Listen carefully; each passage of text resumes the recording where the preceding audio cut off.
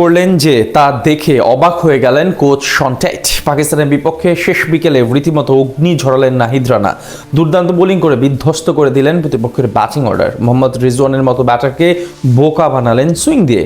নাহিদ রানার এমন অসাধারণ বোলিং ও তা দেখে কোচের অবাক হবার ঘটনা নিয়ে বিস্তারিত জানবো রিপোর্ট। প্রতিপক্ষ পাকিস্তান দেখলেই যেন নাহিদ রানা জ্বলে ওঠেন দ্বিগুণ শক্তিতে। প্রথম ইনিংসে তার সাদামাটা বোলিং দেখে অনেকেই নানান ধরনের মন্তব্য করেছিলেন। মাত্র এক উইকেট নিতে পেরেছিলেন এই পেসার, এমনকি তার পারফরমেন্স দেখে অনেকে সমালোচনাও করেছিলেন। তবে নাহিদ রানা ফিরেছেন ঠিক বাঘের মতো গর্জন ছেড়ে। দ্বিতীয় ইনিংসে মিরপুরে 30 ডিগ্রি সেলসিয়াস তাপমাত্রায় বল হাতে রীতিমতো অগ্নি ঝরিয়ে তাসের ঘরের মতো ছারখার করে দিয়েছেন প্রতিপক্ষের ব্যাটিং অর্ডার। গতি, বাউন্স এবং সুইং, তিন হাতিয়ার ব্যবহার করে ম্যাচ জিতিয়েছেন বাংলাদেশকে। সবচেয়ে বড় কথা, যেই গুরু শন টেটের দীক্ষায় এমন পারফরমেন্স করেছেন তাকেই চমকে দিয়েছেন নাহিদ রানা। একটা সময় ছিল যখন বাংলাদেশের ক্রিকেটে ভক্তরা স্বপ্ন দেখতো যে কোনো পেসার টেস্ট ফরম্যাটে একা ম্যাচ জেতাবেন। তবে নাহিদ রানা সেই আক্ষেপের গল্পে অবসান ঘটিয়ে নতুন দিনের সূচনা করেছেন। যেই মিরপুরের সবসময় স্পিনাররা ছড়ি ঘুরান, সেখানে আজ নাহিদ রানা দেখালেন তিনি কতটা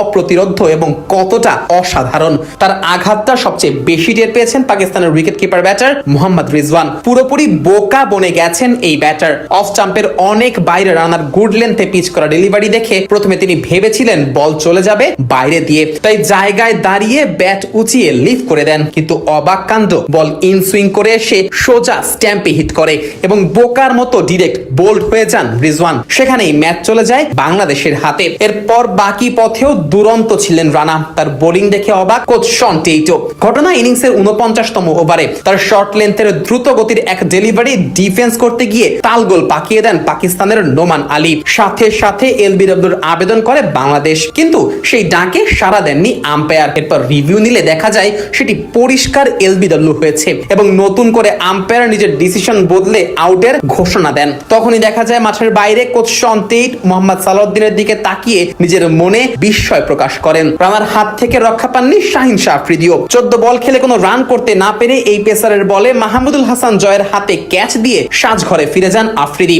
এর আগে প্রতিপক্ষ অধিনায়ক শান মাসুদ এবং সেট ব্যাটার সাউথ শাকিলকেও বিদায় করেন রানা। সব মিলিয়ে আজ গোটা দিন অপ্রতিরোধ থেকে তুলে নেন ফাইফার। তার এমন বোলিংয়েই সহজ জয় পায় টাইগাররা। সব মিলিয়ে মিরপুর টেস্টে 268 রানের লক্ষ্য দিয়ে পাকিস্তানকে 163 রানে অল আউট করে দিল নাহিদ রানা, তাসকিন আহমেদ ও তাইজুল ইসলামরা। ফলে 104 রানের ঐতিহাসিক এক জয়ের দেখা পেল বাংলাদেশ। টেস্টে এ নিয়ে পাকিস্তানের বিপক্ষে পেল টানা তৃতীয় জয়। আর নিজেদের ঘরের মাটিতে তো এটা প্রথম। এর আগে 268 রানের লক্ষ্যে ব্যাট করতে নেমে 3 উইকেটে 116 রান তুলে পঞ্চম দিনের চা বিরতিতে যায় বাংলাদেশ। তখনও তাদের হাতে ছিল 7 উইকেট। সবাই ধরেই নিয়েছিল এই টেস্টটা বোধহয় ড্র হতে যাচ্ছে, কিন্তু সেখান থেকে শেষ অবধি জয় নিয়ে মাঠ ছাড়ে টিম টাইগার্স। আর এই জয়ে সবচেয়ে বড় অবদানটা তো ছিল এই নাহিদ রানারই।